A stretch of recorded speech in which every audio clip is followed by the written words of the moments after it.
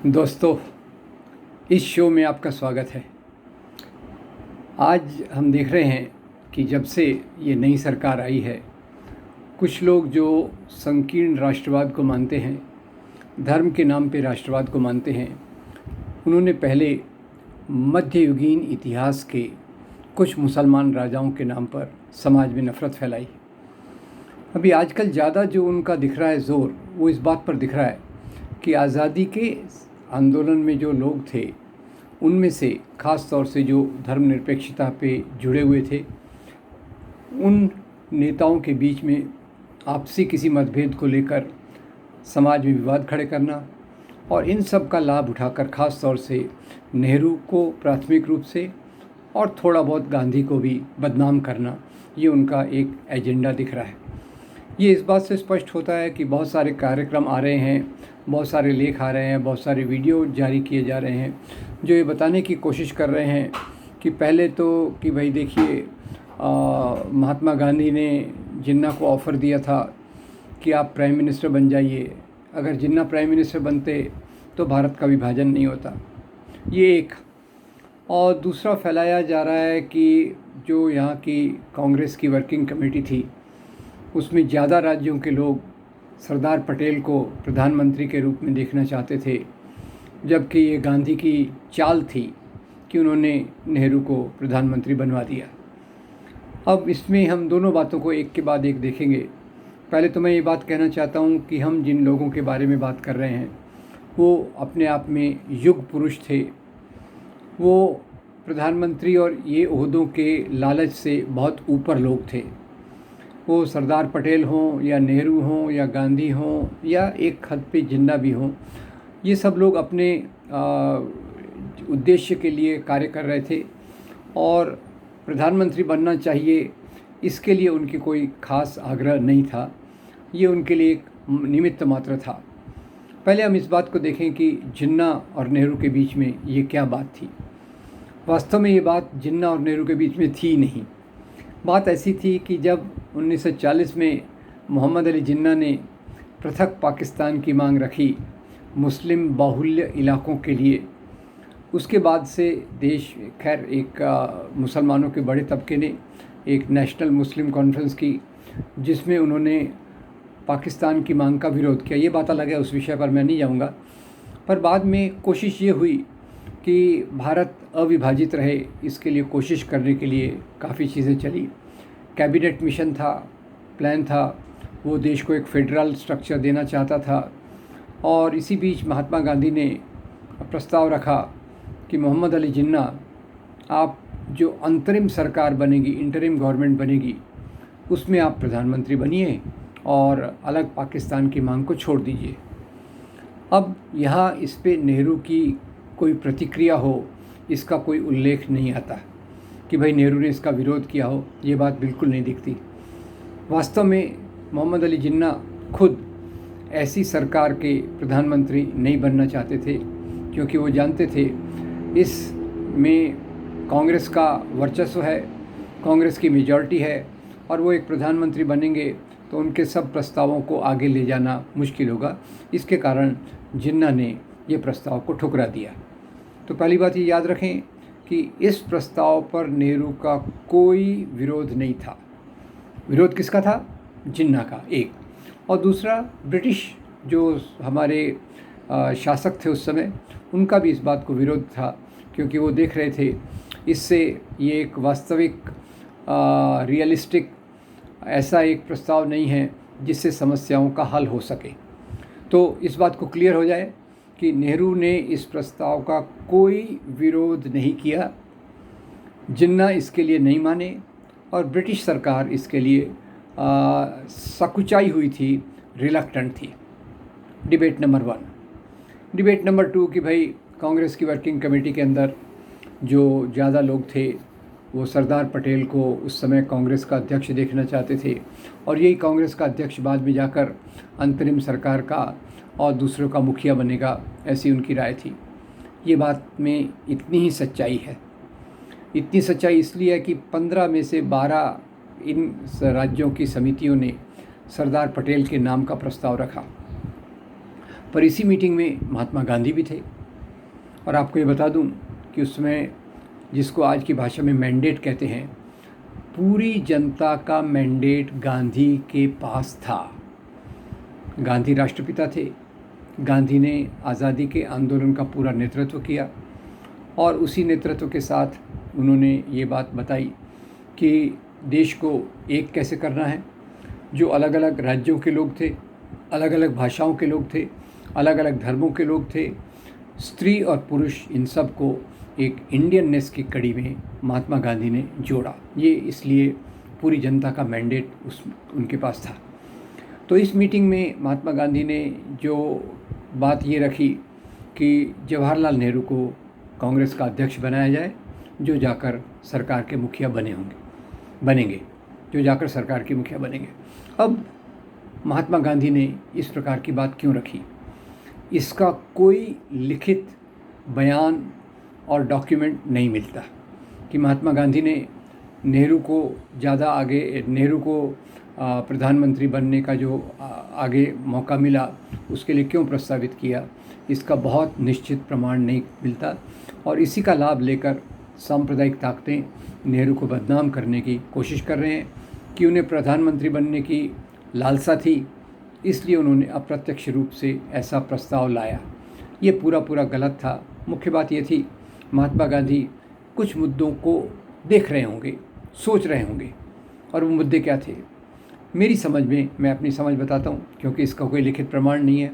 अब महात्मा गांधी ने नेहरू को क्यों प्रेफर किया सरदार पटेल के ऊपर, जबकि महात्मा गांधी जानते थे कि जवाहरलाल नेहरू, सरदार पटेल, ये दोनों उनके चहेते हैं, दोनों उनके सिद्धांतों पर चलने वाले व्यक्ति हैं, दोनों उनके आदर्शों को लेकर जीने वाले व्यक्ति हैं।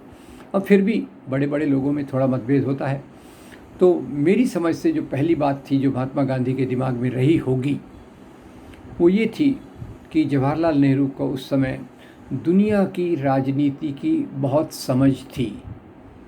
कई देशों के नेता, प्रधानमंत्री, राष्ट्रपति, उनसे उनके निजी संपर्क थे और वो दुनिया की नब्ज़ को जानते थे। और गांधी ये सोच रहे होंगे कि भारत आज़ाद बनेगा तो भारत की एक विदेश नीति, भारत को अपनी ओर से दूसरे राज्यों के साथ संबंध रखना पड़ेगा। तो इसलिए नेहरू इसके लिए ज़्यादा उचित रहेंगे, क्योंकि वर्ल्ड पॉलिटिक्स में उनका एक्सपोजर बहुत बड़ा था। जबकि सरदार पटेल एक महान एडमिनिस्ट्रेटर थे, महान उनका एक योगदान था आंदोलन में, कांग्रेस में। और हम सब ये जानते हैं कि वो सरदार पटेल ही थे जिन्होंने बाद में जाकर कहा कि आरएसएस ने देश में नफ़रत का जहर फैलाया है, जिसके कारण से महात्मा जी की हत्या हुई। ये बात सरदार पटेल ने कही है। उनकी समाज के बारे में समझ बहुत गहरी थी, और पर देश के बाहर के हालात के बारे में उनकी पकड़ उतनी नहीं थी जितनी नेहरू की थी। ये पहली बात है। दूसरी बात, मेरे ख्याल से महात्मा गांधी ये बात देख रहे होंगे कि नेहरू की लोकप्रियता जनता के बीच में सबसे ज़्यादा है। अब ये बात आपको हैरत कर देने वाली होगी, पर इसके लिए मैं आपको एक सबूत बताता हूँ। एक बार बम्बई में एक पब्लिक मीटिंग थी, इसका मैंने रेफरेंस अपने आर्टिकल्स में दिया है। और उस पब्लिक मीटिंग में एक विदेशी पत्रकार ने सरदार पटेल जी से पूछा कि सरदार साहब, आप तो कितने लोकप्रिय हैं, कितने लोग आपको सुनने आए हैं, ये आपकी लोकप्रियता का द्योतक है, ये उसका इंडिकेशन है। तो सरदार पटेल मुस्कुरा दिए और उन्होंने कहा, भाई ये ज़्यादा लोग जो आए हैं ये मुझे देखने और सुनने नहीं आए हैं, ये जवाहर को देखने और सुनने आए हैं। तो ये दूसरी बात, निश्चित रूप से नेहरू बहुत लोकप्रिय नेता थे।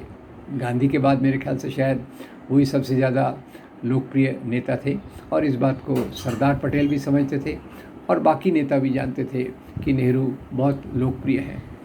तीसरी बात जो मुझे लगती है, अब इसका भी कोई प्रमाण नहीं है, कि सरदार पटेल उम्र में महात्मा गांधी के बहुत करीब थे।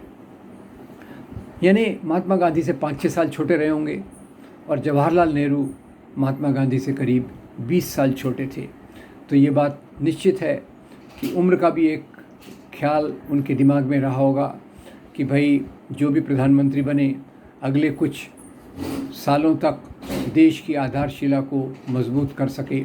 ये अपने अपने अंदाज़ की बात है, इससे ज़्यादा इस पर कहना उचित नहीं होगा। अब इसी बहाने मैं थोड़ा और 2-3 बातें कह दूं, क्योंकि नेहरू जी को बदनाम करने के लिए एक बार नरेंद्र मोदी ने कहा कि इन्होंने सरदार पटेल की उपेक्षा की और उनकी मृत्यु के बाद भी उनकी अंत्यक्रिया में ये नहीं गए। इससे गलत बात कोई नहीं हो सकती। आपको 2 स्रोत बताता हूँ। एक, जब सरदार जी की मृत्यु हुई, उनकी अंत्यक्रिया के दूसरे दिन यहाँ के जो अखबार थे, हिंदुस्तान टाइम्स ऑफ इंडिया, उनमें खबर बहुत बड़े रूप से आई कि देश के बड़े नेता जवाहरलाल नेहरू, राजेंद्र प्रसाद, ये सब अंत्यक्रिया में शामिल हुए। और इसी बात को मोरारजी देसाई, जो उस समय बॉम्बे प्रोविंस के बड़े लीडर थे, उन्होंने भी अपनी आत्मकथा में लिखा है कि ये जवाहरलाल नेहरू उसमें आए थे। ये एक तीसरी बात फैलाने की कोशिश की जाती है। चौथी बात मैं आपको बता दूं कि सरदार पटेल और नेहरू में जो संबंध थे वो बहुत अंतरंग थे, बहुत दोस्ताना थे, बहुत भाईचारे के थे। और एक बार जब जवाहरलाल नेहरू अपनी मिनिस्ट्री बना रहे थे, तो उन्होंने एक फॉर्मेलिटी के चलते सरदार पटेल को पत्र लिखा कि वैसे तो कोई मुझे पत्र लिखने की ज़रूरत नहीं है, फिर भी एक फॉर्मेलिटी है, इसलिए मैं आपको लिख रहा हूँ कि आप मेरी सरकार में शामिल होइए और अपना योगदान दीजिए। तो सरदार पटेल उसके जवाब में एक बहुत प्यारा जवाब लिखते हैं, और ये उनका पत्र उनकी संकलित रचनाओं में जो दुर्गादास ने जमा की है उसमें है। सरदार पटेल नेहरू को लिखते हैं कि आपने ये पत्र लिखा, खैर उसके लिए धन्यवाद, पर इस पत्र लिखने की कोई ज़रूरत नहीं थी, क्योंकि आप जानते हैं कि हम दोनों पिछले कितने दशकों से कंधे से कंधा मिलाकर महात्मा गांधी के चरणों में बैठकर राजनीति सीख रहे हैं, राजनीति कर रहे हैं और देश को चला रहे हैं। मेरी पूरी प्रतिबद्धता, सरदार पटेल कहते हैं, मेरी पूरी प्रतिबद्धता आपके साथ है, और इस देश को, आपकी सरकार को सफल बनाने के लिए जितना हो सके मैं उतना पूरा सहयोग अपने जीवन के अंत तक दूंगा। जीवन के अंत तक मैं अपना साथ दूंगा। और बाद में कुछ लोगों ने फिर से, जैसे आज अफवाह उड़ा रहे हैं, उस समय भी अफवाह उड़ाई कि नेहरू और पटेल में मतभेद है। अब इतनी बड़ा देश है, इतनी बड़ी नीतियां हैं, इतने बड़े नेता हैं और इतने ईमानदार नेता हैं, तो कुछ उनके मतभेद तो रहे होंगे छोटे मोटे उसमें। पर तो जब लोगों ने अफवाह उड़ाई कि इनके बीच में मतभेद है, तो सरदार पटेल ने नेहरू को एक पत्र लिखा और कहा कि लोग इस प्रकार की अफवाह को फैला रहे कि आपके और मेरे बीच में मतभेद हैं, पर मैं लोगों को बताना चाहता हूँ कि आप और मैं, हम कितने दशकों से, सालों से मिलजुल कर काम कर रहे हैं महात्मा गांधी के सिद्धांतों को लेकर। आप मेरे छोटे भाई हैं और आप मेरे नेता भी हैं। You are my leader and younger brother. तो सरदार पटेल उसमें लिखते हैं। तो इस बात का पूरा लुब्बो-लुआब ये, सारांश ये कि ये जो नेहरू को बदनाम करने की कोशिश की जा रही है कि वो प्रधानमंत्री के पद के लिए बहुत लालायित थे, बहुत उत्सुक थे, बहुत बेचैन है, इसमें किसी प्रकार की कोई सच्चाई नहीं है। न ही सरदार पटेल और उनके बीच में कोई प्रतिस्पर्धा थी, कोई कंपटीशन नहीं था कि मुझे प्रधानमंत्री बनना है, मुझे प्रधानमंत्री बनना है, ऐसा कोई कंपटीशन भी नहीं था। ये तो देश की ज़रूरतों के हिसाब से जो ज़्यादा उचित है वो महात्मा गांधी की सोच के अनुसार ये निर्णय हुआ, और महात्मा गांधी की सोच उस समय देश के लिए सबसे बड़ी बात थी। तो हमें इस बात से सावधान रहना है कि लोग किस प्रकार की नफ़रत फैला रहे हैं, उसमें कितनी गलत बात है। दूसरा, आप याद रखिए कि सरदार पटेल जी की मृत्यु 1950 में हो गई, जबकि भारत के पहले स्वतंत्र चुनाव 1952 में हुए, 1952, यानी 1950 सरदार पटेल वॉज नो मोर। यानी सवाल यह है कि वो अंतरिम सरकार की बात थी, इंटरिम गवर्नमेंट की बात थी, उन्होंने उसमें भी उनका साथ दिया, और आज़ादी के बाद तो फिर वो नहीं रहे, तो दूसरे प्रकार से नेहरू को अपनी कैबिनेट को बनाना पड़ा और नीतियों को करना पड़ा। हम सावधान रहें ऐसे लोगों से जो इस प्रकार का दुष्प्रचार करने में बहुत आगे आ रहे हैं, क्योंकि उनको नेहरू को बदनाम कर रहा है। क्यों? क्योंकि नेहरू धर्मनिरपेक्ष थे। नेहरू ये यहाँ के सभी धर्म के लोगों का बराबर से आदर करते थे। सभी धर्म के लोगों को भारत की संस्कृति और भारत के समाज का हिस्सा मानते थे, और वो अपनी किताब डिस्कवरी ऑफ इंडिया में भी इसी प्रकार से मिली जुली सभ्यता और इसकी बात कर रहे हैं। तो जो लोग इसको केवल एक धर्म वाला राष्ट्र बनाना चाहते हैं, वो लोग ख़ास तौर से जवाहरलाल नेहरू के बहुत खिलाफ़ हैं, और ये उनके राजनीति का एक भाग है, जबकि सच्चाई में इस प्रकार की कोई बात नहीं थी। मैं उम्मीद करता हूँ आप इस वीडियो की बातों को गहराई से समझकर दूसरे लोगों तक इसको फैलाएंगे, और जो दुष्प्रचार चल रहा है नेहरू के खिलाफ़ और आज़ादी के आंदोलन के दूसरे धर्मनिरपेक्ष नेताओं का सहारा लेकर उसको पूरी तौर से रिजेक्ट करके एक अच्छा समाज भारत की बेहतरी के लिए बन सके, जिसमें सभी धर्मों के लोगों का बराबर से आदर हो, जिसमें हम प्रगति का रास्ता देखें और अपनी राजनीति को केवल मंदिर, मस्जिद, श्मशान और कब्रिस्तान के रूप में कम न कर दें। इनसे उठकर हम समाज की प्रगति की बातें करें। Thank you very much.